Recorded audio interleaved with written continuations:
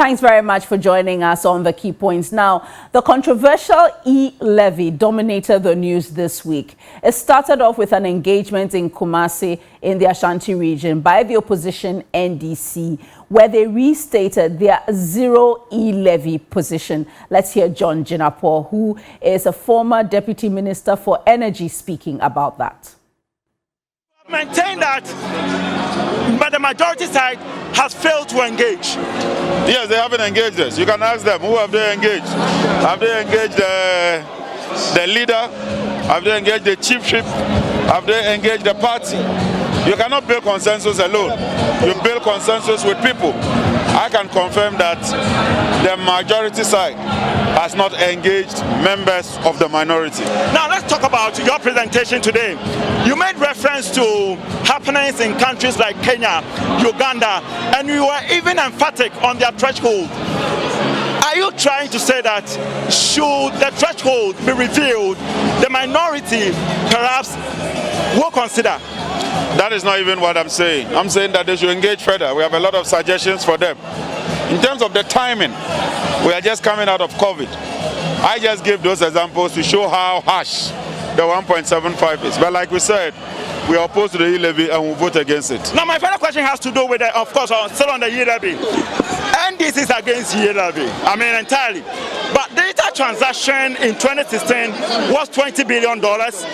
In 2017, $36 billion. 2018, $48 billion. And in 2020, around $100 billion. Isn't it fair for governments, get a share of that? They're already getting something out of it. The telcos charge about 2%, is that not it? Part of that money goes to government. And so the more the transaction, the more the telcos get. And the more the telcos get, the more they pay to government. So if government says they are not getting a chance of it, it's not true. Government is getting something from Momo through the telcos. And that's John Jinapor, there, former Deputy Minister of Energy. He addressed that engagement in the Ashanti region on behalf of the NDC, but certainly not to be outdone in controlling the narrative. The government team also mobilized and headed to the eastern region to put forward a robust argument for the E-Levy. And so the battle for the hearts and minds to support the E-Levy's implementation remains ongoing. Akufo introduced the communication service tax. That tax was introduced at the rate of 6%, which was later increased to 9%. E-Levy is being introduced at the lowest rate for any tax in Ghana, comparatively at 1.75%, less than 2%. When the CST was introduced, it faced similar opposition as we are seeing currently. And the current speaker dubbed it as talk tax. As the NDC and the industry, led by the GSMA data, claimed it would damage the growth of the telecommunications industry as consumers would change their mobile communication habits. This does not happen. They were unfounded fears. Several years on, we realized that those dangers were unfounded. It never happened. The industry has grown exponentially since 2008, and all of us find telecommunications and digital infrastructure applications and services as indispensable to everything that we seek to do. The same speculations and complaints are being made about the E-Levy, that consumers will stop using electronic transactions because of the imposition of this levy. I dare say that based on our experience with the communication service tax and lessons from other African countries, we're confident that the E-Levy will not bring about any negative changes in consumer behavior, as electronic transactions afford us the convenience, the safety, the security that we currently enjoy. And that's the Communications and Digitalization Minister, Ursula Owusu-Ekufo. She also had advice for the opposition NDC, which has really been a thorn in the side of the government in trying to push through this E-Levy.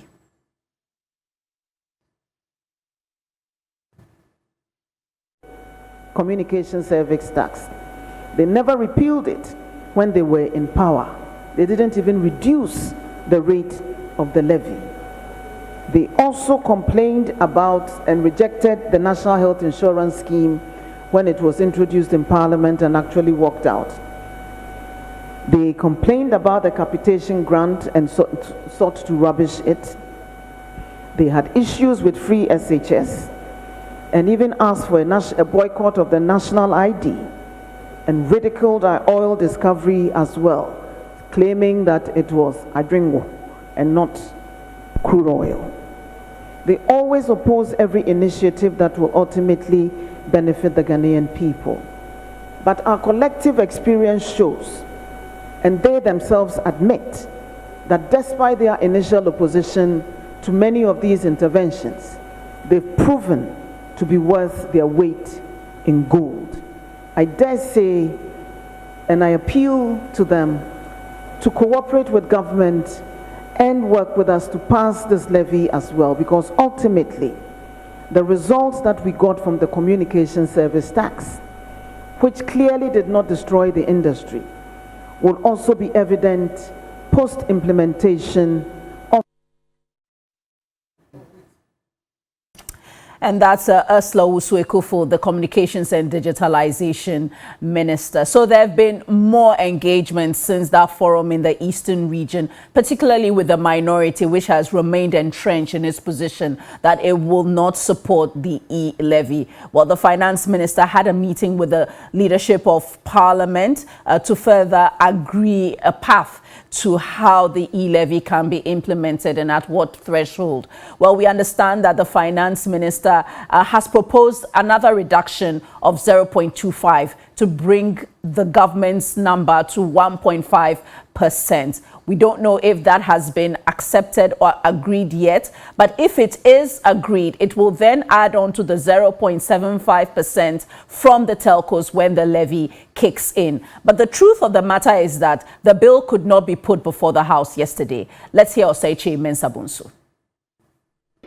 The E-Levy bill will be considered next week, but there have been some consultations which began yesterday. Speaker, the consultations are by concluding. If they conclude positively, then perhaps we can consider the E-Levy today. If they don't conclude positively, then they go to next week as scheduled.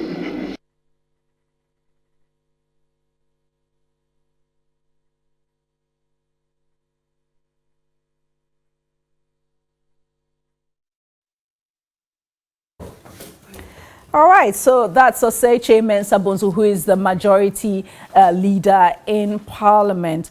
But certainly we'll be delving a bit more into it because it doesn't look like this battle is over yet. Our guest this morning, Dr. Stephen Amwa, who is the MP for Nshai. So he's also a member of the Finance Committee in Parliament. Dr. Amwa, thank you for coming. Good morning. Good morning. It's a pleasure having me on your prestigious platform. Sir. And we'll be joined also by Kweku George Ricketts Hagan, who is a former Deputy Finance Minister and MP for Cape Coast. So we'll start off with Dr. Amwa, who joins us in the studio. So first, Dr. Amwa, tell us what is happening in reference to the E-Levy bill in Parliament. We understand that the bill could not come back to the House yesterday as expected.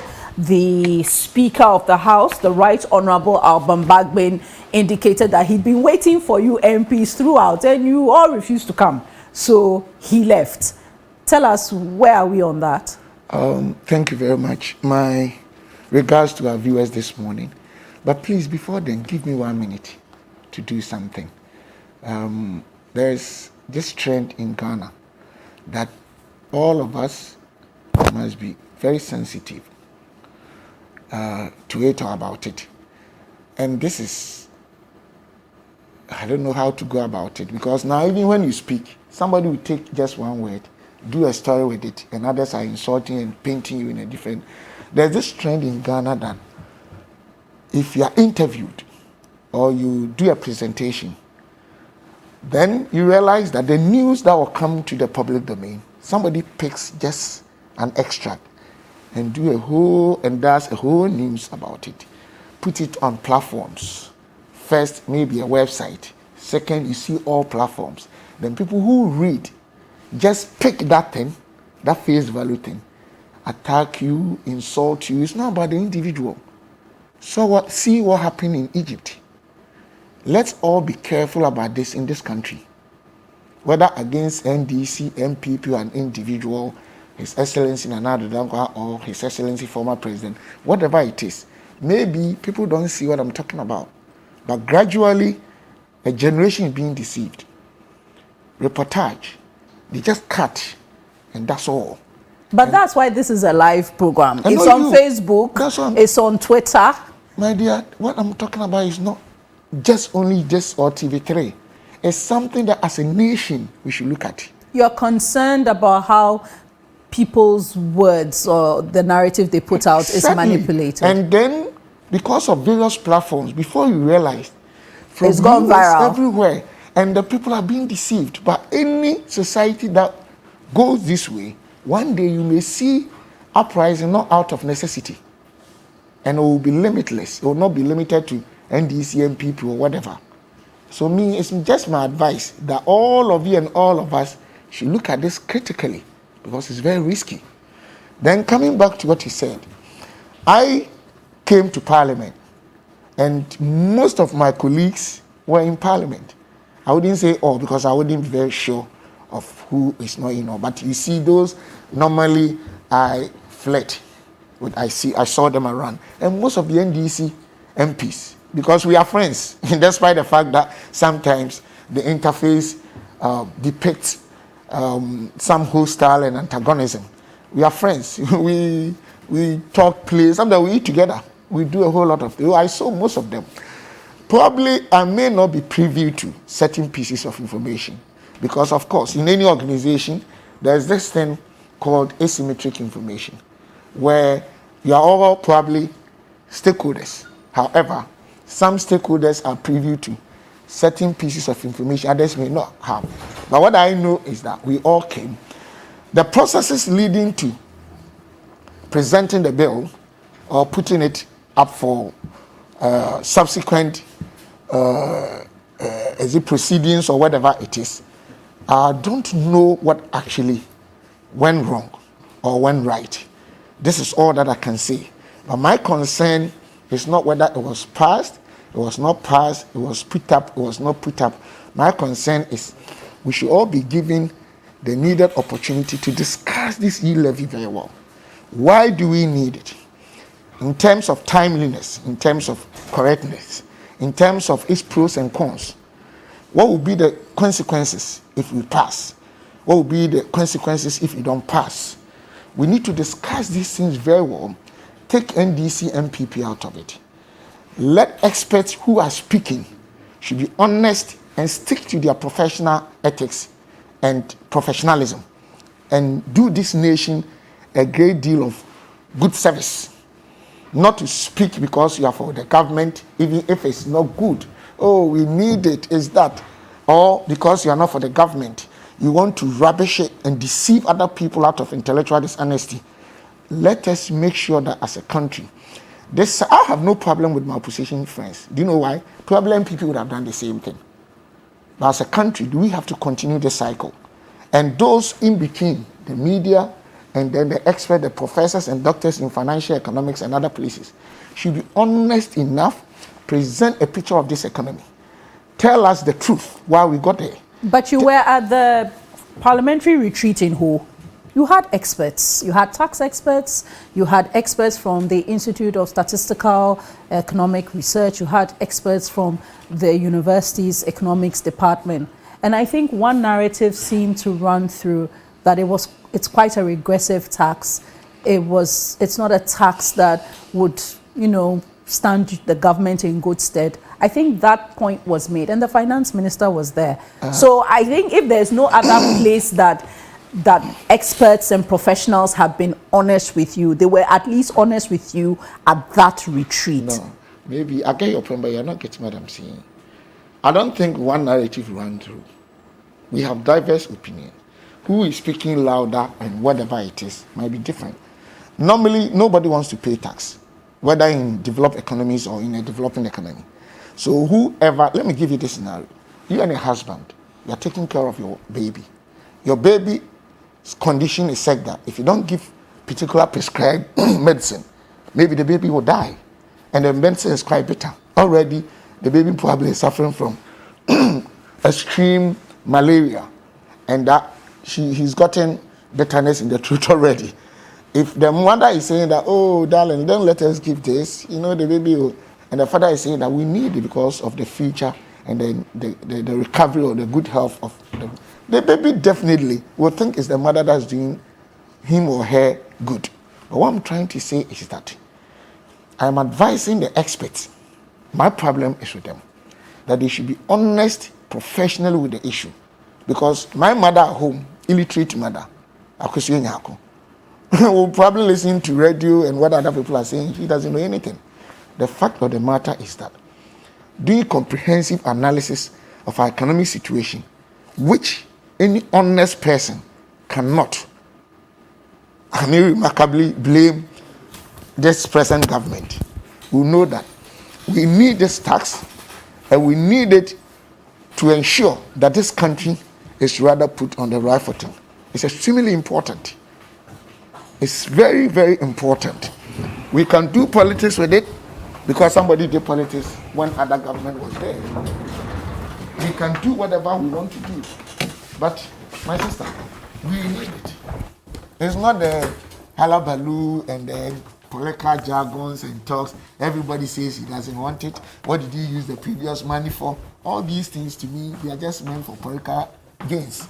But the fact of the matter is that considering our fiscal space at present as a country, as a result of about 22 months, this health issue that has really destroyed the entire world's economy, considering the fact that government was paying public and civil service workers for so many months that they were not working, even as of now, at present, there are still some workers, public service and civil service workers, who are not working, but they are being paid.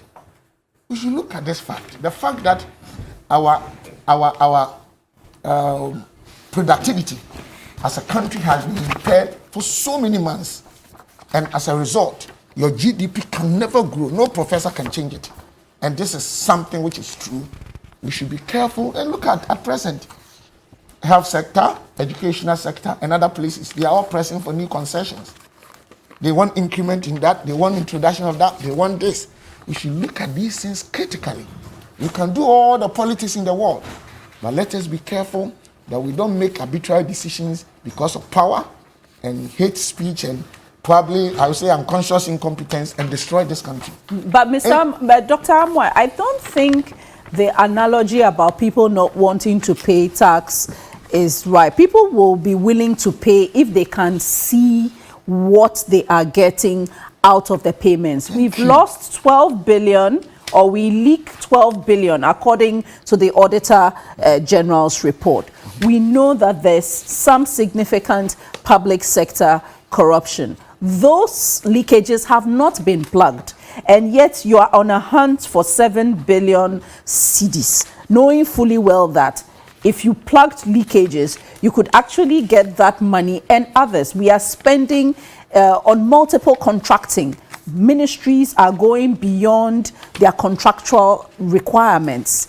And so for this reason, that is why people are opposed to the E-Levy. It may not be just because they don't want to pay. They are asking, we've paid so much over whatever period and we don't even see what is being used for. We have cocoa money, we have timber money, we have oil money, yet we haven't seen that development. You say that 7 billion is going to solve our problems. Nobody has said that 7 billion will solve our problems. Other people make statements and let it appear like we are seeing it because of propaganda. But your statement is extremely important. That is the face that as a country, stakeholders, we need to take serious what you're saying. Because to me, it's the most important phase of all this whole cycle that all of us, because it's very important how we use our money. And this issue you are raising It's not today. Go and check all the test reports. It doesn't mean we should accept it. I agree with you 100%. The fact that we have problems in terms of corruption. Corruption is not only MPP and DC. Corruption in the media, corruption among the police, corruption even among some chiefs, corruption. When I say media, it doesn't mean everybody. When I say MPP and DC, it doesn't mean everybody. Corruption has been a national issue that we need to address. Whilst we are trying to address and raising issues, which I think is very authentic, like you are saying, does not necessarily mean that we should let the country collapse. We shouldn't work on taxes. People should look at this whole issue and general state. We have cocoa, we have this, we have that. Fine. Have we also sat down to juxtapose that with the obligations we have as a country? This is where most experts don't do as any service as a country. Because yes, we have all these things. We should be honest enough to look at, analyze what comes out of each of these, I would say, revenue generation centers, and then against the obligations in the area of health, in the area of infrastructure, in the area of social needs. I mean, our tax payment, our debt servicing or interest payments, other areas that are inevitable that we need to do. When we do all these things, then you can say that, oh, we are generating enough for this, but why are you doing that? Okay, I'll put you on pause there for now. Let me bring in the Honorable Ricketts Hagan, and thank you for making some time to join us this morning. So yeah, I like the show of greetings between the two of you. So I'm sure you've been listening to Dr. Amoah, but first tell us, is the minority considering the finance minister's proposal to reduce the E-Levy by 0.25% to 1.5%? Good morning, Chifa, and good morning to your viewers, and good morning to my good brother, Doc. And glad to see you this morning. Glad to see you. Looking well after obviously yesterday. Chifa, I think the issue of the E-Levy is one that we need to pay more attention to. When I say more attention to, in terms of further consultation and further research, into it. Tax policy is not an event; it's a process that requires some consultation, which we believe did not take place, or if it did, it was not exhaustive enough. You do hear, and you hit it right on the nail, and you do hear nobody wants to pay tax. I mean, I have been a finance person, an economist for many years. I have served, had the privilege to serve at the Ministry of Finance, so I feel sorry for them. I know what they are going through. Things are tough. The idea that nobody wants to pay tax is not exactly true. It's not true because if people will be willing to pay tax if they know exactly what their tax money is being used for. I did some tests in my constituency where I asked people whether they are for the E-Levy or not. And then when they say they are not for the E-Levy, my first question to them is that you don't think you should pay your fair share of tax? He said, oh yes. I mean, obviously, how would the government get money to build schools, roads, and all that? But my problem, and that's the people I ask, my problem is when I don't know what the tax I'm paying is being used for, or when I see things where basically money is being wasted, there's a lot of corruption in the system, there's some kind of a luxurious living by people in government, it becomes problematic for people to want to part with money that they believe will go to no good use. So the issue about the E-Levy with the public, take minority out and let's look at what is happening in the public space. The issue with the public is one of a moral issue. Moral issue in a sense that people are thinking about the tax that they are paying and the usage of the tax revenue, because the tax they pay then becomes the revenue that the government uses. And it is not about whether government needs more tax or government doesn't need it, or people don't want to pay momo or any of that levy. It is purely on the basis that people don't see that their money is being used in the way that they think it should be. People are not getting the services that they think they are paying for. They are not getting the good roads to drive on. Not a single hospital has been built by this government since, if they have, it's basically a hospital that somebody started and they've come to complete it. Not a single school that I know of, but yet the SHS is being implemented on existing schools with all the challenges that it has at the moment, without any additional school being added to it or adequate number of schools being added to it. So that is where the problem is. Now let's come to the economics of it. So this is like the social, the economics of it is this. This is a government trying to promote a digital economy, okay? And that payments and other things are being done in an electronic manner or digital, payment. This same government is introducing a tax that will reverse all these gains in terms of a digital economy, in terms of financial inclusion, and all the things that comes with cashless society, and all the things that this government is trying to come up with. Also, a good chunk, but 50% of our people actually don't have a bank account. The new way of banking is through this e-wallet, where people are now banking. Now, banking their money also means they're saving money on the wallet. And basic economics tells you that savings is what you invest in your economy. That is domestic savings before you go for anybody else's money. And you don't impose a tax. That tax savings, because if you are taxing savings, then you are actually taxing the investment that you are going to make in that country. And that is one of the reasons why this tax becomes, a regressive tax, but not a progressive one. The 1.75 itself is also problematic for us. And our position at the moment is that we don't think that the E-Levy is actually needed. And further down, I will explain to you from an economics and finance standpoint, or somebody who's been at the Ministry of Finance, why they don't actually need this money at this stage. So are you saying that the minority's position is still a zero E-Levy? Absolutely. So even after the meeting with the finance minister, the proposal to reduce by 0.25%? Well, that's also another story.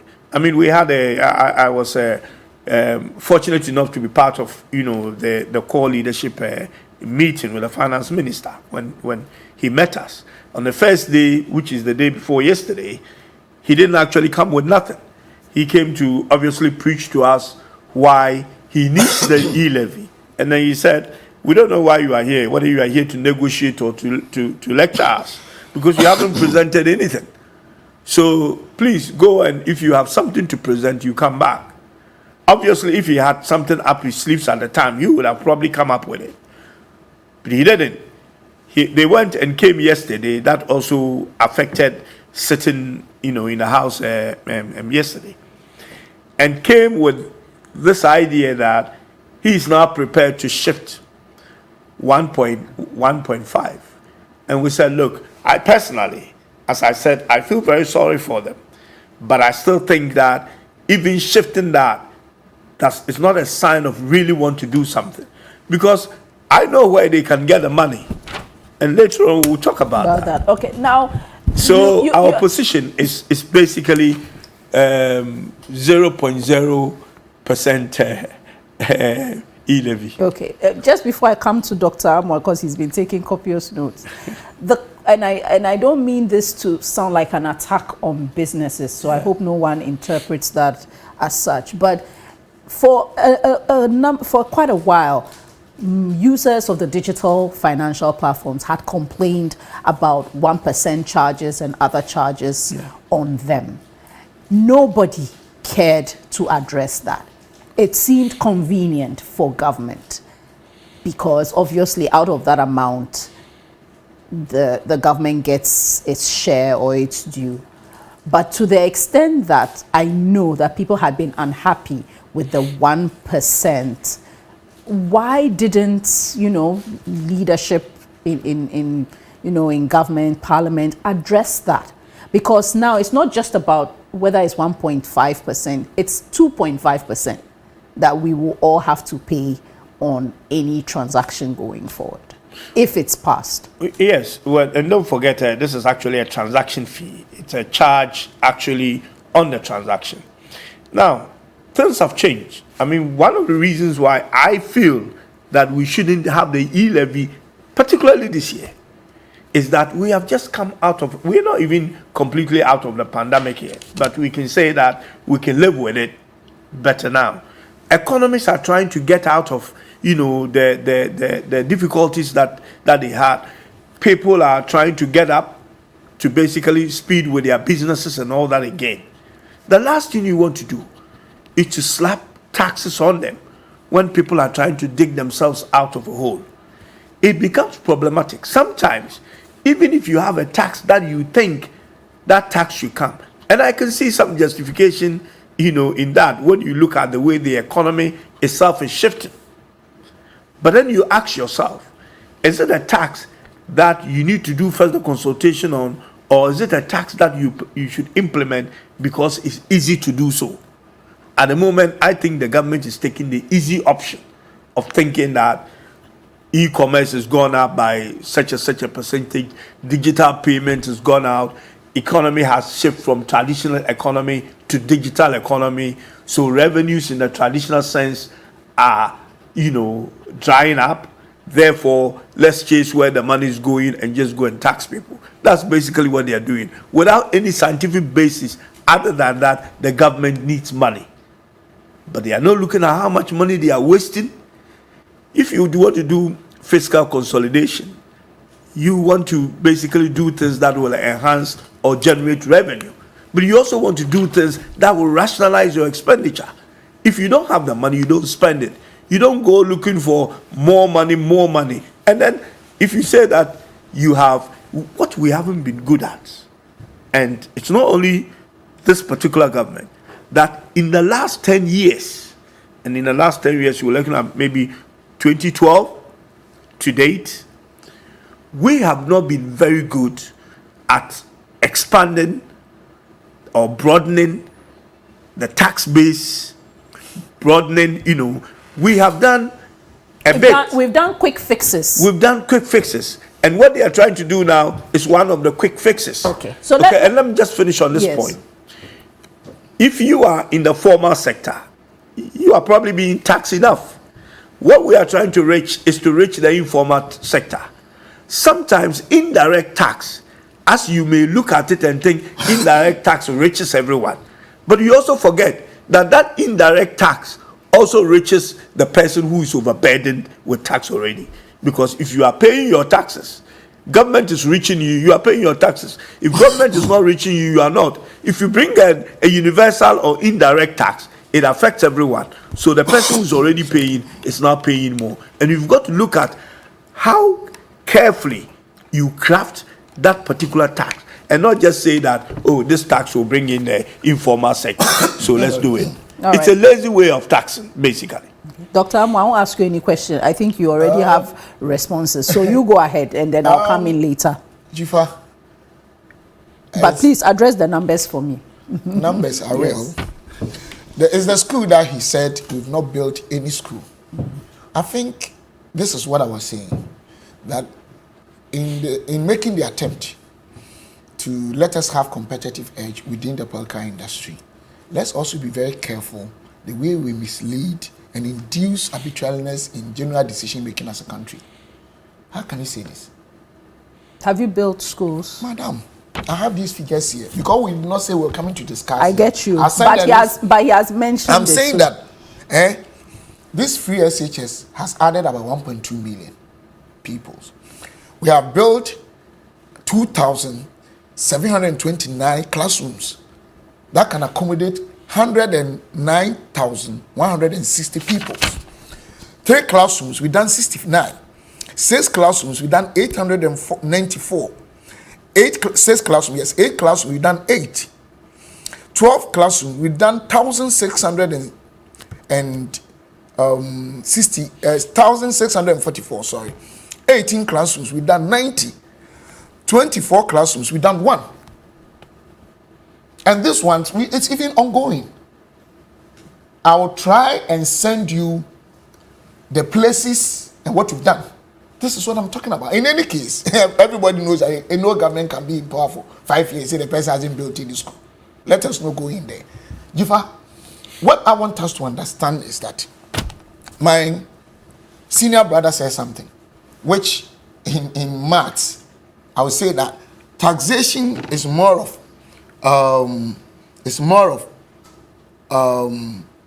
calibration model. What it means is that as and when is needed, you introduce taxes, you reduce taxes or increase taxes.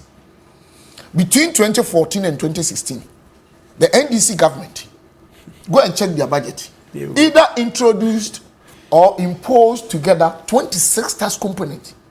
In Parliament, we list all of them when they had listed 11. 26, go and check their budget. 2017, the same government today that they are claiming that we don't care about Ghanaians when it comes to taxes. We either reduced or take away entirely about 16 tax components. That's why we did the financial services tax that they introduced, which is also electronic. You can say the mode and the whatever it is could be different, but it was electronic tax. That's why Kaya tax, even condom tax, drugs imported into Ghana but not produced, real estate taxes. You remember, we did all. Later on, we added about 5, 6, and they were complaining. And now what is happening? So even if you are talking about net increase and net decrease, in terms of taxes we have increased or introduced, we have even a net, and in terms of consideration, we still have done even positive for Ghanaians. That's what I'm saying. But I don't want to go into... Okay, but I just want to ask you on the schools, the data you gave us. You said you built all these classroom blocks. It doesn't amount to schools. It's added on to current infrastructure. I know the Ministry of Education is building 10 V blocks. I know that you've cut sword for some 35 STEM schools and 5 universities. But the truth is, none of these things are concretely on the ground. I know Agenda 111 is part of the plan. And it is even because at the end of the first term, there was a lot of criticism that the government had not provided health infrastructure and were relying on previous infrastructure. That too, we are yet to see. In fact, the 1 year is coming for us to check. Please go onto the ground. It's not about propaganda. You think it is so prudent that you come into power, first term, you see the deplorable state of schools. You are increasing enrollment. Oh, there's nothing wrong with that. I can also have the opportunity to speak. I'm not saying that. No, I'm just... you to say okay, all this. Go ahead. To also flow. Okay, go ahead. Jifa, any wise decision-making processes will involve the fact that the existing schools, you build new structures to accommodate the increase or increment. You don't leave that one and go to one village. See some of the E blocks. I travel a lot. The one that under former President Mahamadou started, is it the day school they wanted to build? Some of the places, go to, I forgot, is it near the BRC area and other places where the schools were sited. It will take 30 years to fill the schools. They are far away from even the villages they are talking about. Meanwhile, you go to those villages, the schools there, the kids are on the trees. Is that the best decision? Is that what we want to do? The same Ghanaian will complain that, continue what has been left. You, the same Ghanaian, when we complete these hospitals you are talking about, Akufo started most of them. I can bring you figures in terms of monies they raised or whatever they signed. They left some of them 8 years. And Akufo-Addo's government came, tried to complete some and even also start some. We don't do this propaganda thing that they want to always make sure that people go to. What we are discussing today is that in terms of even the usage of our taxes, NDC, they are social democrat. Any developing economy, you cannot take away pro-poor policy. We are capitalistic. We adopt expansionary fiscal policy. They are supposed to do pro-poor policies. Tell me any of the pro-poor policies in Ghana, social intervention policies in Ghana, of national character and tenacity and international reputation that they could even implement. Because those things, you need prudent management of your economy internally to execute them. It's not like I want to do project, NDC we want to do this project, they get funds, they get loans. I'm not talking about that. But why we need this tax is that today people should listen if I'm lying. We have gone through impaired productivity, which is not our fault, unless you want to do politics with it. Because before it happened, we were growing averagely 6.97% a year. Till this thing happened. I thought it was 5%. No, 6.9. Go and check. Even if it's 5%, it's better than we inherited. We inherited 3.2 or 3.4. Even if it is 5%. We were having interest rate over 30%. Go and check all the banks. Some were getting to 37. Now interest rate, you can get some 21, 22. Look at all the economy, even now. Then we started having debt to GDP going up because GDP was not growing. If you don't go to the shop, if shops had closed down, if restaurants had closed down, if they reduced the numbers for months, your GDP will not grow. No professor can change this narrative. It's a fact. And you are also supposed to spend. You couldn't stick to the other option of financing, which is, of course, revenue, because you have revenue shortfalls. 2020, we had it. And once you have revenue shortfalls, you will be forced to leverage debt financing, which is borrowing, because you had obligations. But because GDP was not growing, the numerator will go up, and you get debt to GDP growing up. This one, you can. I'm not saying that you can't have other margins of issues to add to as causes, but this is the remarkable cause, and it is a fact. If you have financial manager in heaven, you will attest to this fact. Then the same opposition and express said, no, we are borrowing. Our debt as a percentage of GDP is becoming alarming, which is a fact. So as a country, we should be careful the way we are borrowing, not to destroy this country. Then we say, okay, let's look at other areas. My brother said something, widen the tax net. They are saying the informal sector, they are not even being involved. Let's even assume that what we are doing now is not the best option. It is an attempt to listen to the very propositions other experts gave that, widen the tax net. Okay, so you understand what I'm saying? So let me ask you. It seems that with the proposal of having E-Levy as part of tax policy, what it seems is that the more you use an instant money, mobile money payment platform or any financial transaction platform that is instant, the less your disposable income. The last time I put it to you, the last time I put it to you that I sent 1,000 CDs to Akosua. Akosua is going to use 500 to pay fees. Akosua is going to send another 300 to her mother. Akosua is going to send 200. I know you disagreed with me, but the truth of the matter is that is what it is. Let me ask you. Let's all be honest with ourselves. Yes, that's what it is. How many people who need money for school fees, for feeding, how many of them? Do you want to tell me that if you send money to 100, there are issues that are always outliers in any situation. But you cannot say that it is a general practice that if I send money to somebody who needs food, hospital bills, school fees, the person will do onward lending, and that will be taxed. Not onward lending, but maybe they are maybe they are paying their school fees by mobile money. That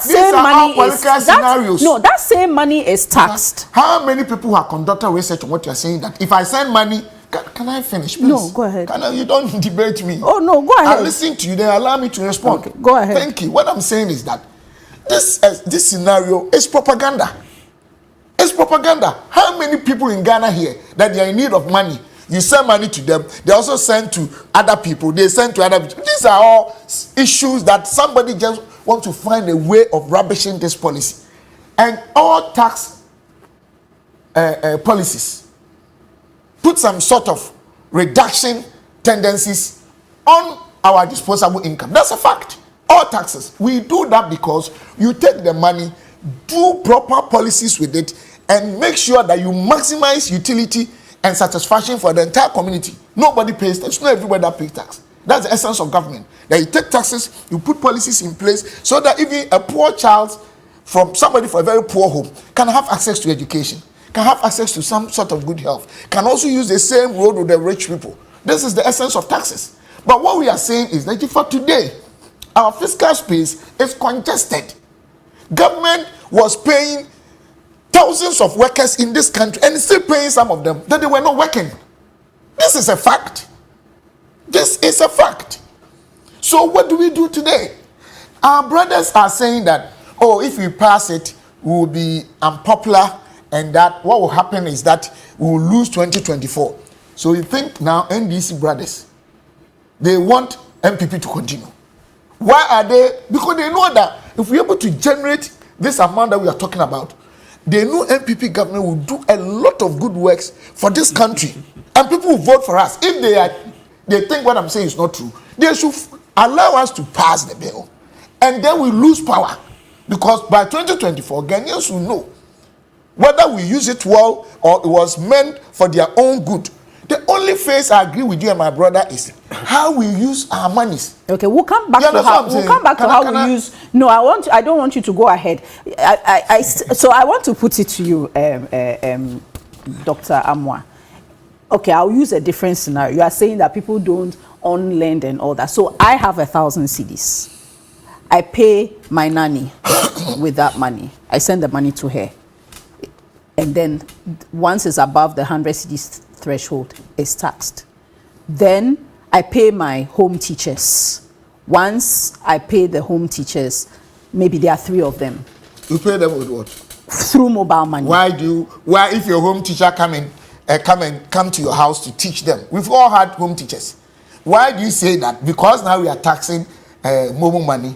Somebody will go and send money to the home teacher. No, I'm sending. It's me. No, it's me alone. It's not only you. I'm saying that I'm using my account. What you're saying is not a general trend. No, I'm asking. Let me tell you, nobody on this earth, that teacher that comes to my house to come and teach my kids, even without this tax, if I'm going to pay money and it's Momo, definitely they will deduct 1 cedi, and the person will say that me there respectfully. This is what I want to do. Charge. I won't pay my teacher at home so that I will save 1 cedi per whatever 10 cedis or 100. I'll go and so that they deduct my money. Who will do this? No, so I'm saying practical what you are saying. No, so what I'm trying to say is that I'm a busy woman. I'm making all these payments. And your teacher doesn't come home. He comes to the house. He can't put the money envelope that when teacher comes. Oh, so I should go to cash economy. I'm not going to. No, what's wrong with going to cash economy? You're going to what? What's wrong? Why are we finding scenarios to rubbish this stuff? But that's what some of us do. Let me ask you. Nobody who respectfully wants to make objective decision, not out of arbitrariness. I want to just frame stories. We say that maybe I'm to pay my teacher 1,000 cedis. The teacher comes home every day to come and teach my kids. I prefer paying where I'll pay more than the 1,000. What kind of decision is that? Everybody spends to save money, so that if my teacher comes, me, Akiola, they were teaching me, if you heard that name, they were teaching me at home, even me as a illiterate child. I had a lot of teachers in Ghana here, they were coming home to teach me.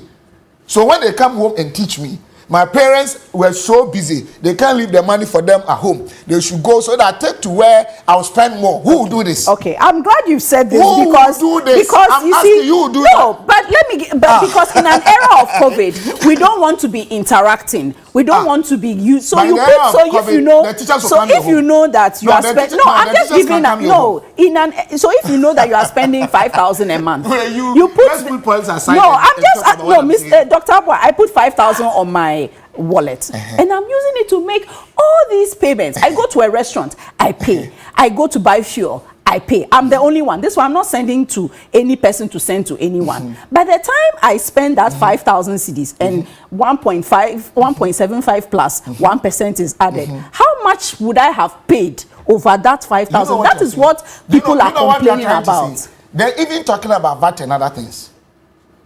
Talking about withholding tax and other things.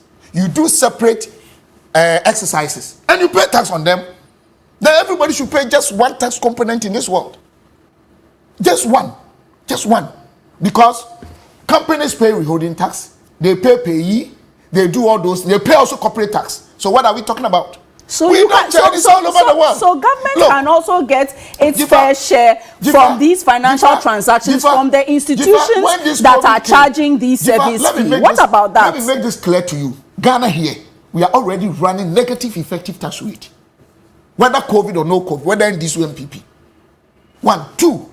Even when this COVID came, private sector, over 40,000 people were made redundant. So per year, per one, government lost them. Companies' corporate taxes have been reduced so drastically because they were not working. We are running our revenue generation as a percentage of our GDP. It's somewhere around 11, 12. Against even the poor countries whose benchmarks are around 18 and 20. Check. Against the developed economies, over 30%. This country is kaput, not the COVID or whatever. If we don't do proper things in our country, the country will continue to suffer and destroy. We won't go there. Okay. If we are doing the right thing and people think they'll do politics and other things and misdirect what the government wants to do, fine. They should wait 2024. But what I'm trying to say is that the NDC guys, what they are doing, they know this thing is good. But they are doing politics. MPP would have done same. Let's be honest. I don't want to say that we are angels. If somebody wants to come to power, but at the end of the day. But I doubt that, Dr. Amwa, because the NDC has supported you previously on other issues. Supported which issues? They've supported the government, they've passed appropriation and all that. So if it were really about politics, they won't support you. So anyway, this is not politics. Can I also ask one question? So you've not heard that the NDC is one of their key positions is that when you vote this, when we pass this bill or tax levy, we are going to be unpopular and lose 2024. You've never heard that. Let's be honest with yourself. You don't hear this. Yes. So NDC, yes. So NDC, the one has to win 2024. Okay, I'll let Ricketts Hagan, Honorable Ricketts Hagan come in now. But let me read lots of your messages which have come through. This one from Farouk in Tamale says, good morning. We don't want the E-Levy today or tomorrow. The finance minister needs to give us a break. Shadrach says, why is the E-Levy so much of a concern to the government? As if that's the only means of generating income. The voice of Ghanaians, whom they represent in parliament, is loud enough to convey our displeasure about this E-Levy. Fight the economic inequality in Ghana, and there will be enough money for Ghana without E-Levy. Musa Abatwa writes to us from Kumasi. He says, Jifa, I know that Dr. Amwa, I know Dr. Amwa for many years, and he is one of the persons who has decried. Okay, I think this message is not very clear. But what I think he's just trying to say is Ghanaians were suffering this today, and so justifying why government should continue to suffer, whether we like it or not, they will pass the E-Levy. Indeed, power can change people. Yes, you want to change? No, for this issue, just I beg you, boss. You know why he's saying that? Okay. There is this video going around. They just cut here, cut there, join, and they are circulating all over Ghana. I am telling you, it's fake. They did that because they think there's no God. Why do you pick? No, I'm being very serious. Why do you pick? Did you not say that you are in government, you will pass the E-Levy? TV3 people came and interviewed me. I also interviewed you on radio. No, I'm coming. What happened? Yes. What happened? Yes, so I will pay, but Ghanaians can't do anything. No, you said that we are in government, we will pass this, the NDC can't do anything about it because you are in government, they should allow you to pass it. If it will make you lose elections, then they should allow it to go through. What has the NDC been saying? The NDC, they've been, I'm saying all of them, but they've been threatening us. The NPP. Can you also I'm just asking. Why are you taking one position? No, sir, I'm not taking you anything. are. Oh. TV3 came and interviewed me in my office. You can call George.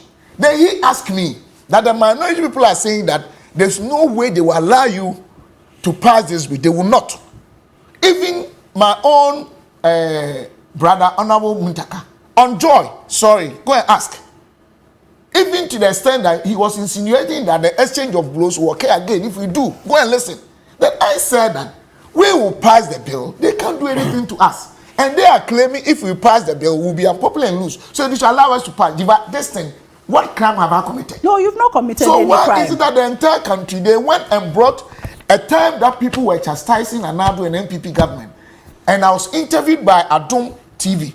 And I said that all the good works that we've done, we should appreciate and stop using propaganda. It won't argue well for this country. And the way Ghana is going now, the COVID had not started. Okay, I think you made that point. Then they went and cut places, changed the story. What are you doing? Yeah. And they brought this and they are circulating it. Okay. You see? So some people have doctored the video. No, you see, one thing about the media. When George came and he should have included the question he asked me. The leading question he asked me. Because if the NDC guys are putting up a posture like they will threaten us with words and stuff like that, then we will say that we also cannot be controlled by cowardice. Okay. We will pass it. Okay. And I think you've made that point, but it's not a crime. But okay, let me finish the text messages. We should stop this because people have also paid for that. This one from Stephen, your namesake at Kwabenya, says the finance minister and the communications minister should spare us. If 241 billion borrowed in 5 years could not construct roads, is it the E-Levy that is going to do that? What happened to the Sino-Hydro deal? Now you want to come and take our savings under this E-Levy. Under what tax law does the E-Levy fall? Why are they not passing the bill as Dr. Amwa says it will be done? Osman from Tamale says, why should I pay charges on salary that has already been taxed because I decide to send that money to my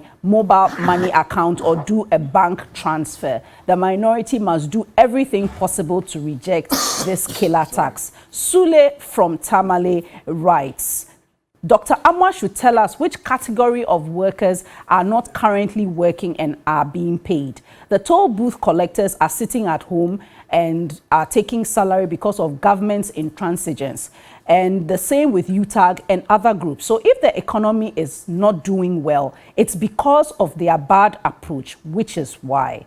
Lukman from Offenso, our leaders have no political will to address corruption-related issues, and that's why we are losing money. They only do so when it's against their opponents. And Walanyo in Akwitia says the minority is fighting a concern that is needless and quietly rhetorical. If it's true that the E-Levy will make this government unpopular and cause their defeat in 2024, then the NDC should help them lose by passing the E-Levy. And at this point, I'll come to Honorable Ricketts Hagan. Yeah, so the communications minister made a very instructive point, which we played earlier.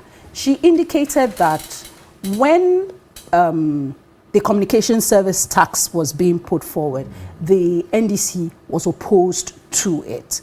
However, when the NDC came into government, it did not repeal that tax. And in addition to other taxes that we've seen, toll debt recovery levy has been going on for God knows how long. The NDC never came and stopped it.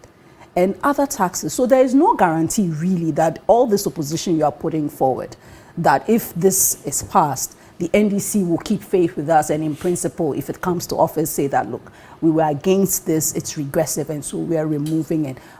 Why should we believe you on the stance that you take?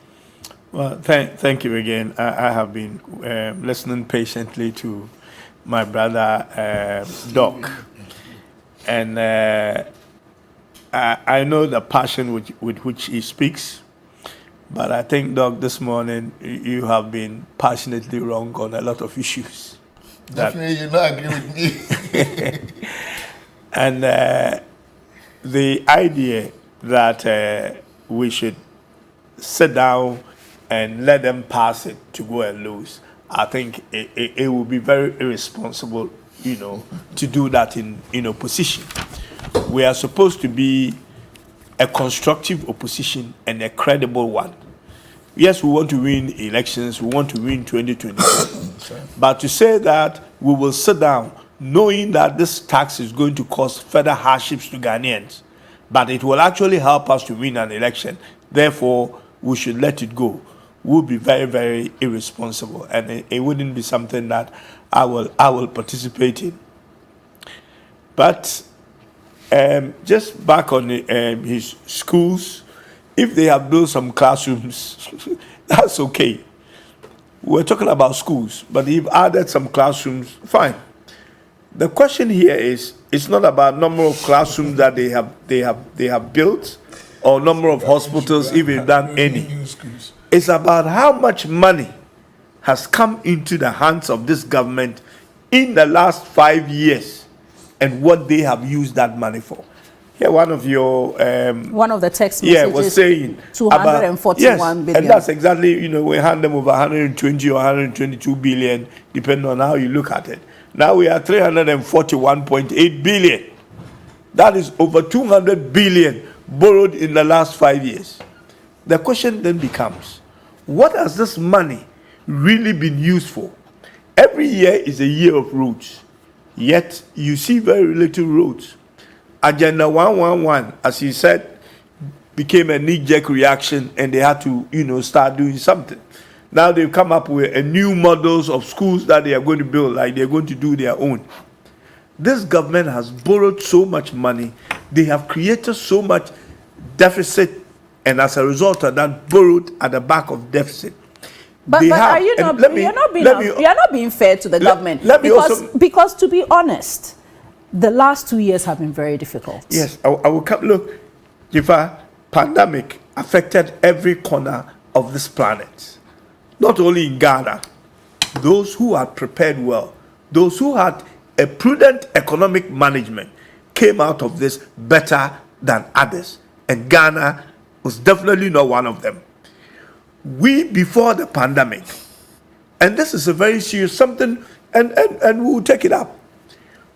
Before the pandemic, we were over and over saying that the government was doing financial engineering to the economy, to the economic indicators, and that the figures being presented to us were not actually the true figure or the true state of the economy. You remember at one time there was even a dispute between them and the IMF as to whether the figures they've sent to them, and then later they said, oh, we didn't add financial, services cleanup. I don't want to call it a cleanup. That was a mess. Financial services. The banking sector the banking sector. The amount of money that was committed. We didn't add the energy. We didn't do this. We didn't do that. We told them the deficit figure you guys are showing is a wrong deficit figure. It is good you want to be within the Fiscal Responsibility Act of the 5%, but it doesn't mean that you have to cook the figure. We told them at the time that your deficit was around 7%. They were telling us what their GDP was. We said your GDP was around 5%, less than 5%. They said no, we are growing at 6%. Less than 5%. Well, I'm saying that your figures you presented. Can I talk? I gave you time to talk. Sorry, right. The figures you guys were presented would be problematic. Now, what broke the camel's back was the pandemic, which obviously messed things up. Let me give you an example, and then my hometown in Cape Coast, we have there's not a proverb, as it's a saying. If you build your house with clay and the storm comes and basically, knock your house down, when you get out of the clay house, you are going to blame the storm. But when you look around and your neighbors' buildings are still standing, then you begin to, blame the materials that you use in building your house. Ghana's economy before the pandemic was built with clay. That is why we are in this mess. We were cooking figures. We were not presenting the right figures. Therefore, when the pandemic came, we moved from 6% growth to nearly zero. When countries who were doing about 3% were able to maintain 1%. So there were serious fundamental flaws. We were piling up deficit. And what is your debt, basically? Your debt is an accumulation of deficit. Your difference between your revenue and your expenditure becomes your deficit, which you have to fund. And you have to go and borrow and fund it. Okay, so I think we have a 7% of GDP, which is our deficit. Yeah, that absolutely. We have to close that gap. Yeah, we have to close that gap. Now, the problem is that we have borrowed so much. And let me tell you why the people wonder why these guys are so much on the E-Levy. Let me tell you the secret, what is happening. This government is in a mess. And I pray and hope that we can get the government out of this mess, but not by E-Levy, which is like 6.9 billion. Number one, we have borrowed so much, and most of our borrowing in the last even decade has mostly been in the bond market. Especially them, in the last 5 years, they have done more Eurobond than government of Akufo-Addo, Mahama, all combined. We have borrowed to the hills. At the moment, the problem we are having is that we are being downgraded because of the poor state of our economy. At the moment, we've been downgraded by Fitch to B minus. There is a downgrading that will be coming very soon by Standard & Poor and Moody. What that means is that this government has lost the ability to go to the capital market to borrow. And therefore, the E-Levies that they want to collateralize or leverage their future borrowings on, if they don't get the E-Levy, our bonds in the market already will be like more or less a junk status. Because from B minus, you go to triple C. And it means that basically your bonds are nothing to write home about.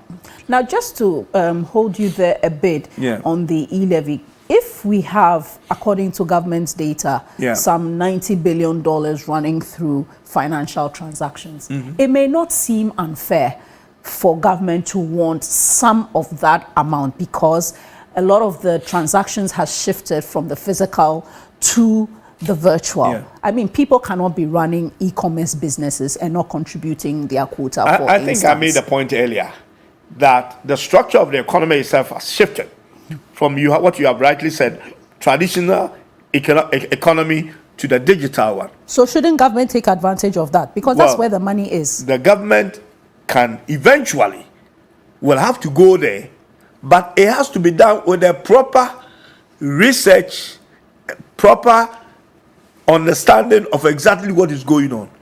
They have not understood anything about what is happening in the digital economy. Are you saying that the government has not provided or undertaken this research? Because when they had their forum on Thursday, they provided data. It showed the why, the how.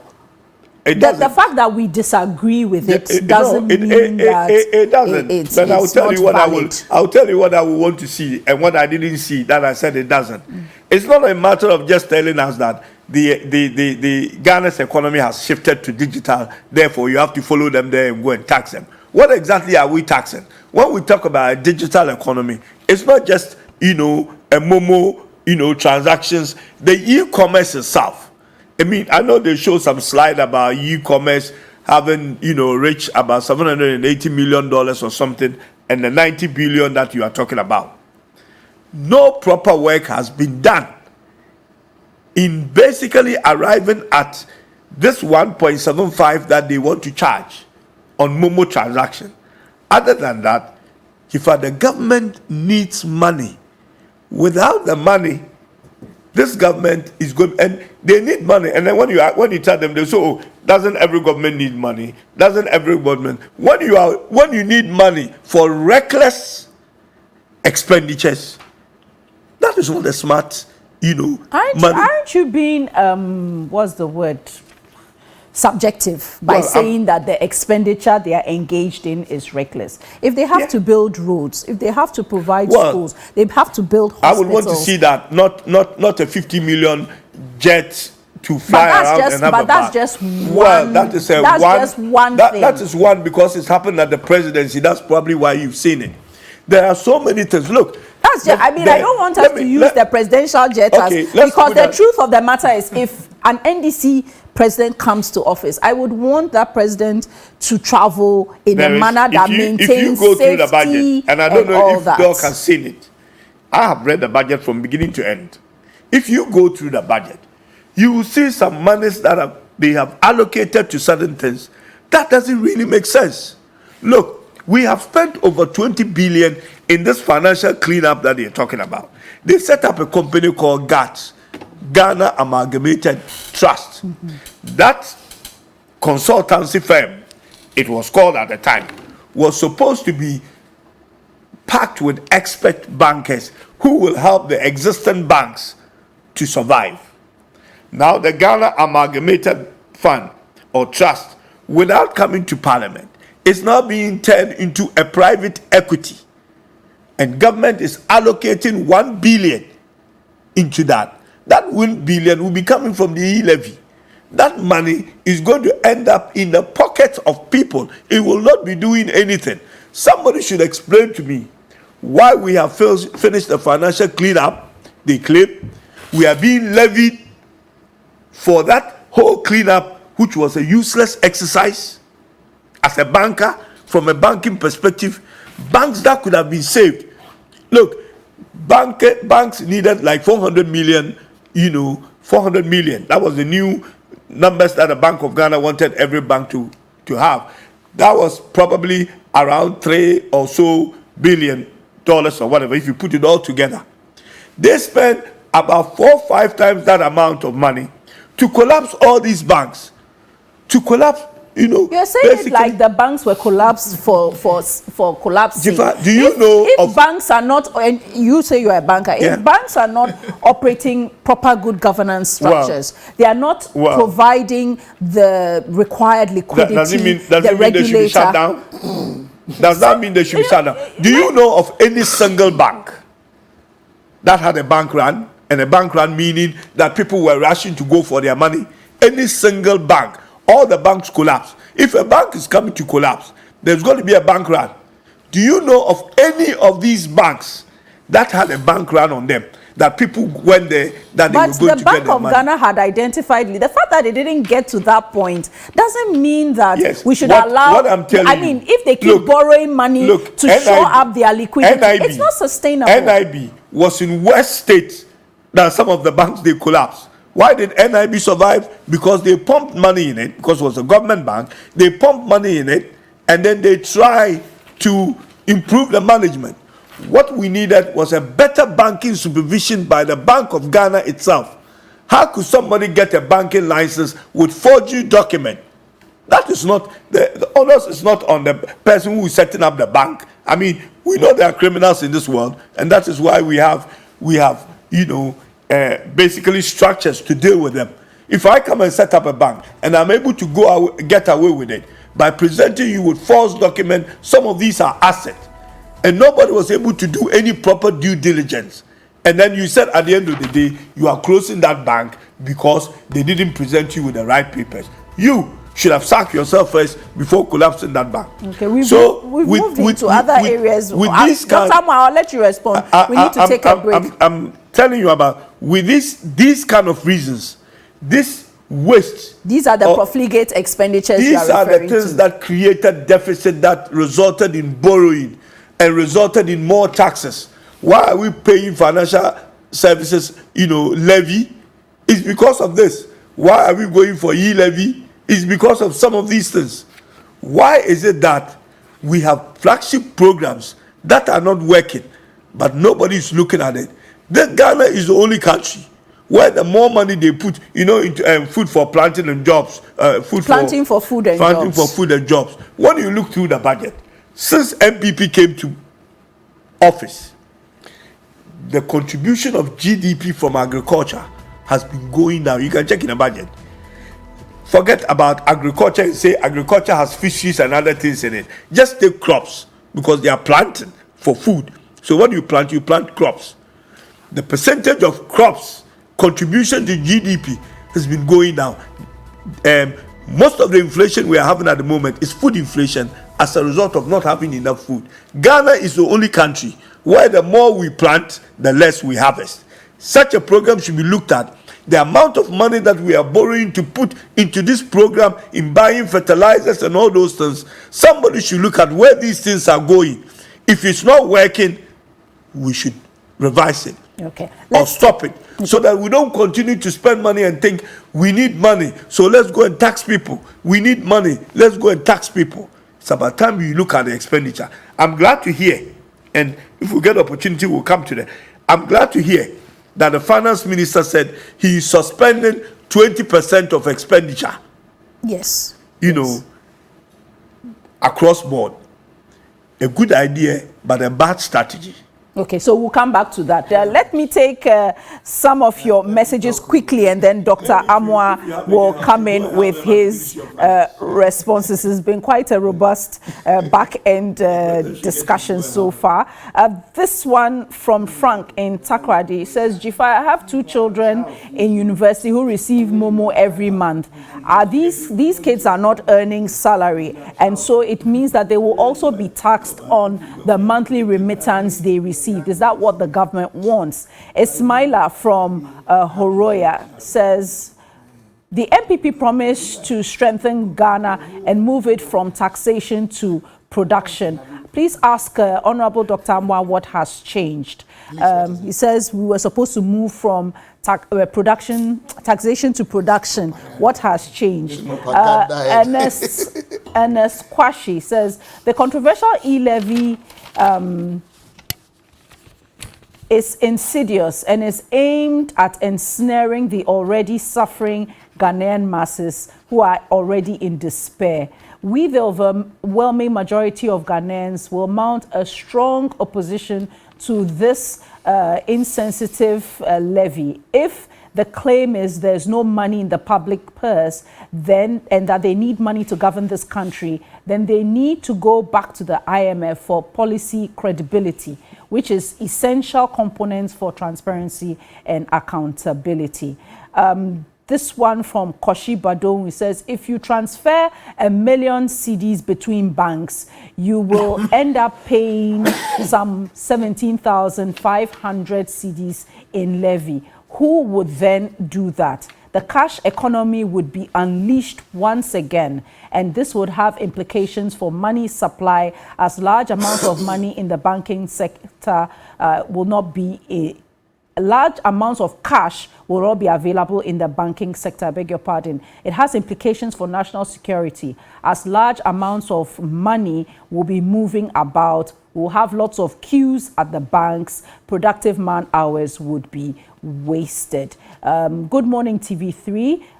The president told us that there is money in the country. If we have the money, why are we now taking money from the ordinary Ghanaian?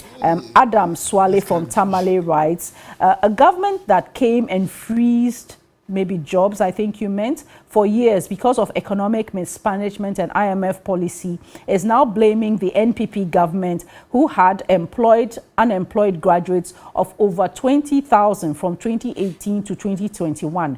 Evidence is that the local government sector employed some 3,000 people, the audit service 2,000, the security sector over 10,000, and the audit service and the GRA as well. The NDC should stop the media propaganda and allow the government to pass the E-Levy so that they can continue to manage the government and the country prudently. Those were your messages. Yes, Dr. Amwa.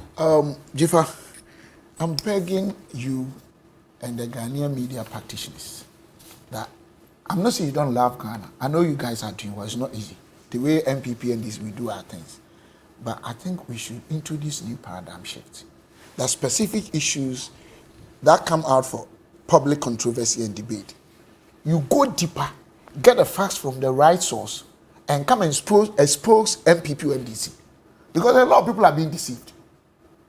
Look, we mismanage this country and the economy that my brother was saying. And he's a finance man. We have key performance parameters from reliable or statutory bodies, such as Statistical Services, IMF, Bank of Ghana. I'm not saying they have 100% data points correct, but we can rely on them. What did we take over in these areas? Can my brother tell me that we did not take over economy that was growing 3.2 or 3.4%? Can he tell me that interest rate was not over 30%? Can he tell me that treasury bills, which when they go up, it means a country's economy is doing bad, wasn't about 22.5 within the same period? Now you get some 12 and 14. Can he tell me that government-owned interest rate is never occurred in any country? It averagely is higher than today's market lending rate. It was 25.5. Today we get the lending rate less than 24%. So why are you lying to the people? Even when you are talking about debt increment in this country cumulatively, the NDC has or have the worst record. In fact, their own last economic thing that they did, read by my own brother, Dr. Atuhegan. I'm with him on the same finance committee. My brother should pull that data and show it to you. They did it is UPSA. Between 2008 and 2016, they increased our debt portfolio over 1,000% from 2 or 3 to 120.3 billion in terms of debt increment. It's over 1,000%. Between 2012 and 2016, they increased our debt portfolio over 240%. We're not having any COVID. That were actually impairing our revenue generation arm. What are they talking about? And they say that we don't use the monies well.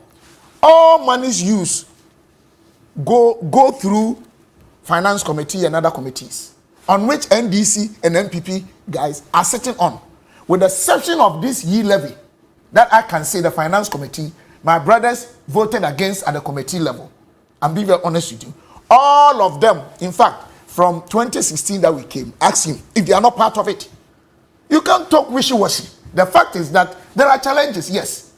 You can't say there's no hardship when there hasn't been any hardship in Ghana.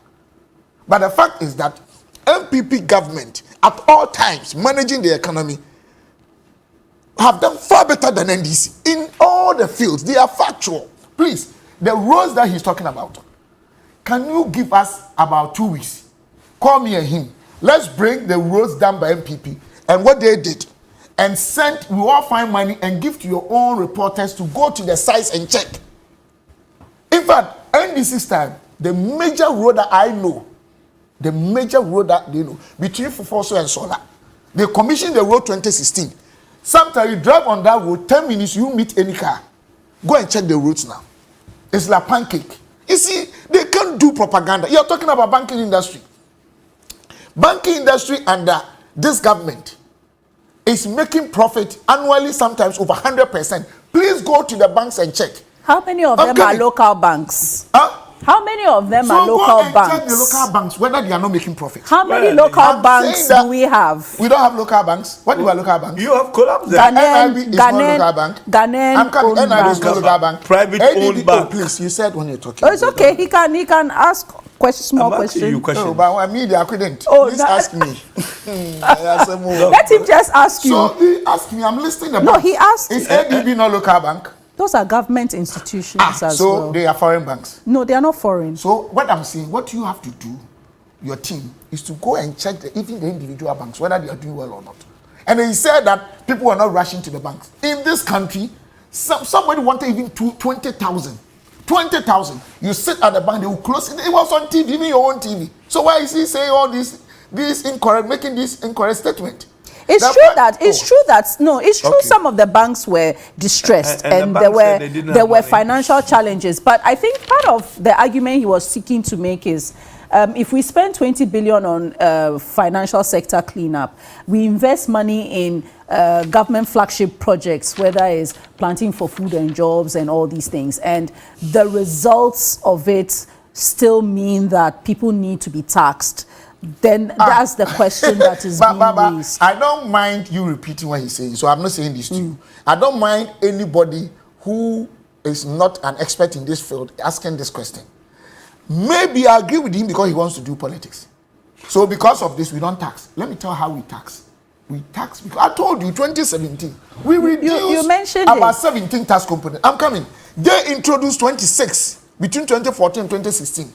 We do that because it has to be done with that is a calibrative or calibration model or policies. That when situations are getting by within our fiscal space, i.e. government spending against our taxation policies, you either introduce new one or reduce this one to solve problems.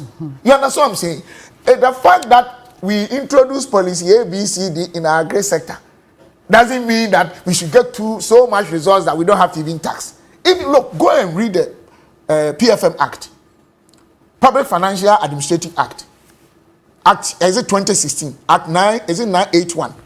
Okay, Section 18 thereabout. Public Financial Management Act. PFM Act. Yeah. Well, yes, Section 18 there. It states 3 conditions, emphatically without any controversy or ambiguity, that under such conditions, even our fiscal rules and our policies, which mainly involve taxing policies and spending policies of government, should upon consultation be suspended. 1, natural disaster. 2, war. 3, health epidemic or pandemic. So even the situation we are in today, the laws of the land governing how we should spend our money, how we should tax and those things, couldn't have even been taken through the normal or the conventional practice. They know, but because they want power, they want to deceive the entire Dr. Amwa, isn't it true that government must manage its expenditure? But is government not managing its expenditure? Well, if public sector workers feel that they are getting a low percentage increment. Is there any era or period or year in this country that public service workers think that they are getting what they are supposed to get. Oh, certainly not. But There I are don't. things I we think. can't- we I can't think. raise. No, but I think the last The same 2 public years, service the workers- 4%, But 7% you is know- a bit low. We've had 10% increase. My We've sister, had 12% when we're increase having in the minimum past. wage, under them around 6. Kufo Six, left maybe us they a increased by single 6 spine or to 8. implement. Inflation rate was 15.4. We are not talking about. So- we are not talking about What are minimum they wage. talking about? We are talking about the base pay But what I'm public saying is sector that- increase. what I'm saying is that so we the are- concern some Ghanaians have is that my salary increase is so small. Against what? Inflation. Inflation. That's what I'm saying. That's, you know what I'm saying is check and the NDC. Salary increase. But why do we have to go back Because there? he is Check saying on it. that No. ending. Madam, Look, you then I say don't you get can do the job, we've Then I given don't it to understand what you. you're saying. I'm debating NDC man who is claiming that the increment against inflationary rate is not good. And their time is worse. I shouldn't say it. We are looking at the current. I don't Implemented get a it. single spine. which Shouldn't was we- left no, but out. I'm shouldn't saying we- that if the same people that are complaining, they had a worst case scenario. So I they shouldn't talk. Exactly, because ours is better. Development is a process. You talk about marginal increase against even the existing conditions. They even came and look. They even came and cancelled teachers in their allowance all as pro-poor government. They cancelled all of those things. They even collapsed NHIs back to cash and carry. Go and check that time when they were leaving. Are they the same today? Now over 100,000 Ghanaians, but for free SHS would have been home. 10 years would have been over 1 million.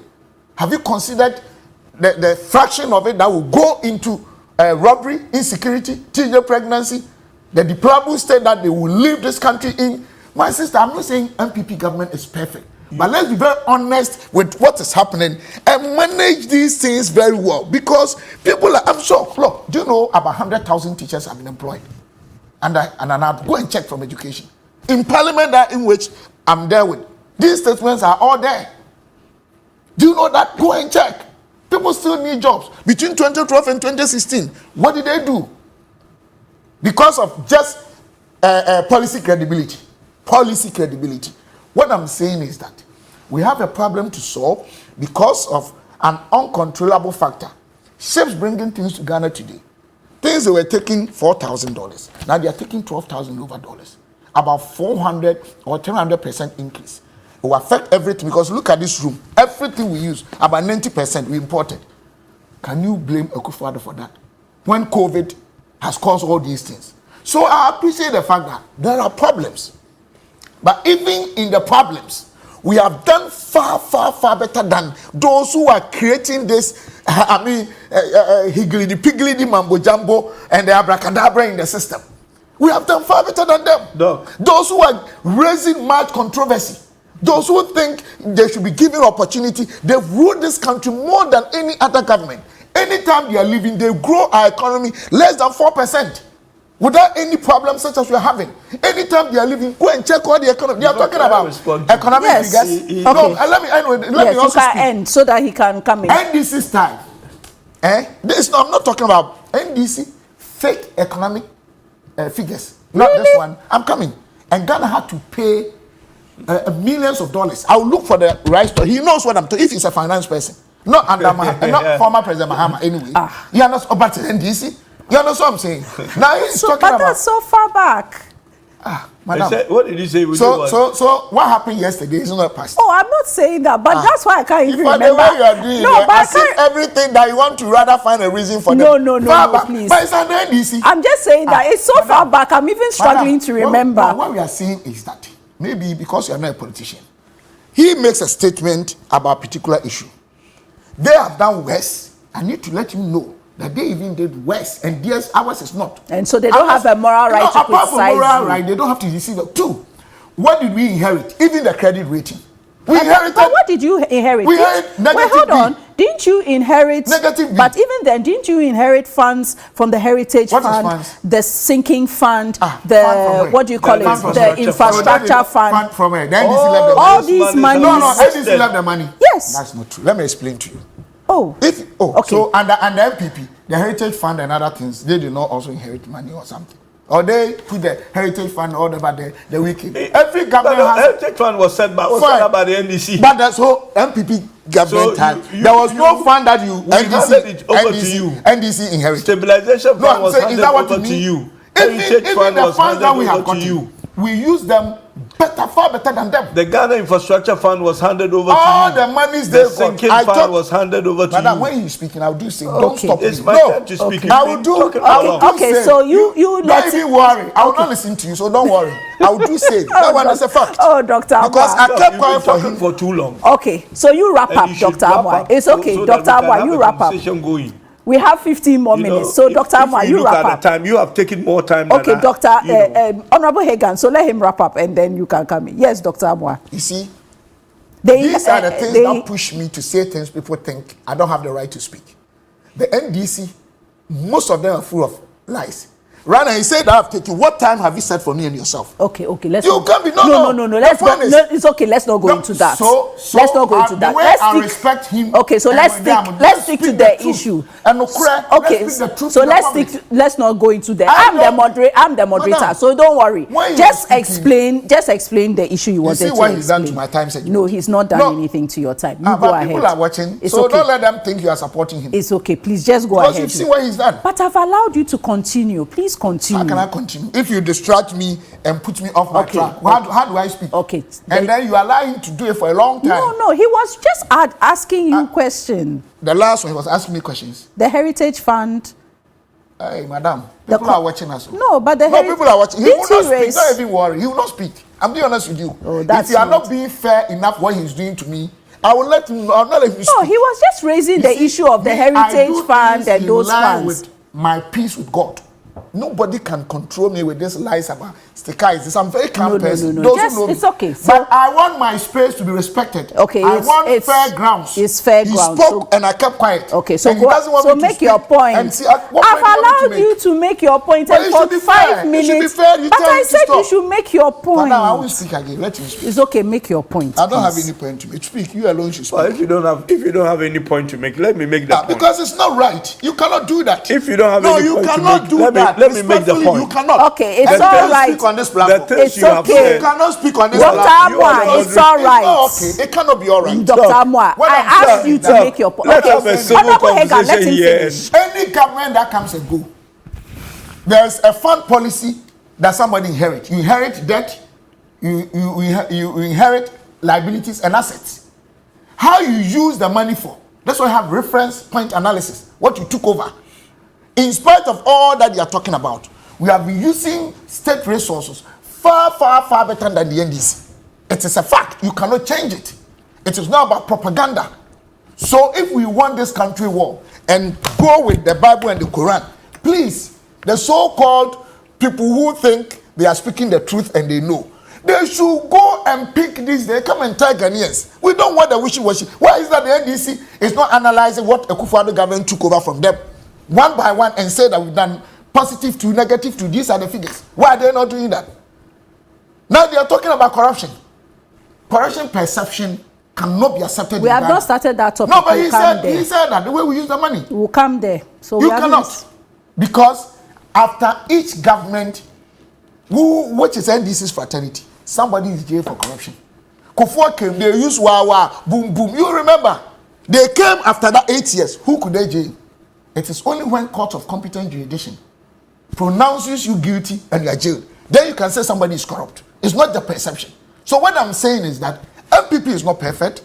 NDC, they are not perfect. I can't say NDC, they've not done anything good. But between the two, about 90% of all performance parameters or appraisal document indicators, MPP is 100 times better than NDC, except those who are dishonest, intellectually dishonest, or they just display their ego trips, or display only unconscious incompetence because they don't know the facts. They depend on facts and lies and deceptions.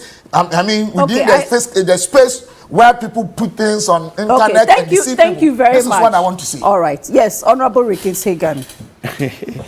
Thank you very much. First of all, I want Doc to understand that I'm not the type to be bullied, and he can't bully me. So he should not even attempt that. You are bullying me. Let's have a civil way of having a conversation here. This is and very not wrong statement. and not Civility is when I not, made you talk. and not be pointing Dr. that Amwa, you it's won't okay. let me No, talk. Dr. brother, You Amwa, have no please. right What You you tell can me that you will not make respond me No, talk. civility is when You I have kept no quiet for you right to speak. And it's to my tell turn, me you let me talk. that I cannot If you're talk. talking about But you have been I allowed said to make you your have point. no You right. insult me. He's not I insulting said you have no right You to say tell me civility I should- cannot Oh, talk. No. You speak with English. You know have better no than me. right. So don't say that. Tell him Doctor, not to use those. I said I you want the have I no want right the two of you gentlemen. to tell me So that Honorable I cannot Hagan, talk. just go ahead and You address the shouldn't specific use I that need him to insolent understand word. So- that he cannot tell me so- that I But cannot you talk. cannot insult me. You are I not the respect you, sir, moderator, but don't and you insult cannot. me. What is the insult? We say civility. When you were speaking, I kept quiet. It's Why the- you didn't allow Is me that- to speak? what is the insult about civility? So Check your what's Oxford the meaning dictionary. of Check the civility? Oxford In the context dictionary. you use. What's the meaning? What were which you implying? context? I'm not being civil. If I'm not being civil, is that not insult? Yes, we are You not have being to civil respect here. me. So You let's- cannot it's point your okay. hand at me and tell me that Okay, so I Dr. cannot Amwa, I think You have no Dr. right to Amwa, distort you. I think you've made. Yeah, I you think can you've made distort your me, point. but don't tell It's me okay. to withdraw that So word. please, Dr. It's not Honorable right. Hagan, Tell him I want the to two of use you to give printed each words other because I space. respect him. We want the But he cannot conversation. insult me. We want the conversation to He go cannot. on in a Yeah. clear, calm So manner. I have made a point, Jifa, that he cannot don't bully me, insult Okay. and he cannot I tell respect me you. It's that okay. I cannot Nobody talk. is bullying anyone. You have You no have right your to point. do You that. have your point. Using Go unaccountable ahead, Honorable words. Hagan. Right Yes. now, again, this country. government has mismanaged this economy to an extent that now they are boxed Please, into a hold corner. on. Bring Sir. your figures. They are boxed into a corner. I'll bring you the figures. Okay. State them. You What we took over. Okay, hold on. not about, you are not going to tell me what I should say. I will tell you what I have go. to tell you to back my. Okay, to Honorable back Amwa, my. please. Yes, sir. Yes, Thank you. madam. Okay. You have run a deficit that you have not been honest with before pandemic. You were cooking figures, and we pointed that to you know this several is a lie. times. You went to IMF with wrong figures, and then you came back telling us that you did not add financial services and other things. That is why the figures like that. Even last year, when you told us that the deficit was 9.4, it turned out that it was 12 for the same reason that you have not added certain things to it. You have run. But is that a wrong thing? I mean, if If you are not being if the truthful to the finance, people. they may not. It's not that they are not being Look, truthful. Maybe this is Ifa, the way we they have- present we- their we- accounting. We have a standard It's not even of true. What you say presenting is not true. financial figures. We have a standard for propaganda. presenting economic figures. You cannot choose. Look, you are entitled to your own opinion. You are not entitled to your own fact. And fact must be presented the way it should be presented. You cannot pull a wool over our eyes and be telling us things, and then when we got into this pandemic, now everything is pandemic. Meanwhile, you have received so much money from this pandemic, from the World Bank, from the IMF, from what is it called, fund, from stabilizer. You even wanted to go to Heritage, and we didn't allow you. You set up a private, donations. You have spent so much money, over billions, yet you did not even put up a single hospital to treat COVID. All the hospitals were there for you. The government that you accuse of misusing money was the same government that built the hospitals that you are enjoying today. You've been talking about year of roads every year, and I'm not sure when that year will come. Agenda 111, we are still at the same place. Yet you have been giving so much money, revenue, taxes, borrowing. You've done all this. You have nothing to show for it. I said, and I challenge you again. You have flagship programs that are not working. Would you not take a look at those and say that, let's look at our expenditure. Let's put the whole expenditure on the table and look at the things that we are investing money in and look at whether these things that we are doing are performing. The fact that it's a good thing that you are doing does not necessarily mean that you are doing it well. And definitely planting for food and jobs, I don't see as an. You keep mentioning that, but Yes, that's just one because- flagship and it's a program. very expensive one. But that is doing There well. is a lot of money doing well by what standard? It's better. Far By far- what standard? Agri today is far better than your time. It is not creating the jobs that are needed. Oh, come on. The more you plant food, the less you harvest. Most of the inflation we have today are all food inflation. Okay, but what does that mean? Apart from planting for food and jobs, apart from, I know you've criticized what we spend in terms of the presidential travels. Absolutely. What else do you feel that we should cut? The corruption, which president never traveled? The corruption, and which president never used, and that is where they are using money.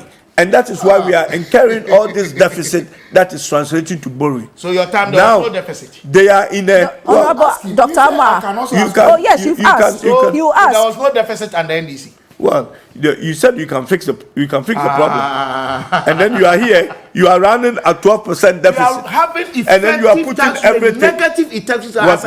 What effective? Let me explain negative tax. If you don't understand, let me explain. I don't understand. So explain it. I don't understand. So explain. I don't want to go into that intellectual angle with you because you don't know more than I do. So now I agree. I have to let you know that. Okay, so Dr. Amwa, you've had your time of interruption. You have no negative. You have no negative. You have no negative nothing. So you know. You know. Last year, you heard that they said GRA said that they have achieved their tax target. Oh, come on. Okay? Come on. You have achieved your tax target. I wanted to say something about taxes, which is not actually this government alone. But over the years, as I started like in the last 10 years, you realize that our revenue is always lagging behind our output, which is our GDP. And that can be reinforced when you look at our revenue to GDP. You realize that it's below what our peers are getting. It's only this budget that we have projected that we are going to make 100 billion, and that translates to about 20% of our GDP. Which is an increase of over 40 billion, because I think last year our target was 60 billion. Yes, target was 72 billion, we got 70. But in terms of, we have three different, we have the total revenue, you have the domestic revenue, and you have the tax revenue. So when you add it up, then you get to the total revenue. Now, if you look at the way we look at in terms of setting up our tax, targets, we have not been doing very well at that. And it's not peculiar to only this government. Somebody will tell you that sometimes when we set, if you look at the last 10 years, you realize that most of the targets we set, we don't actually get it. And the reason we don't get it is not because we set ambitious, tax target, but it's because we are not able to reach all the corners where we should get the tax. As I said, the informal sector. But that's why the government wants to do E-Levy, and you are opposed to it. Yes, and I'm coming down. So we realize that we need to look at how we can widen the tax net.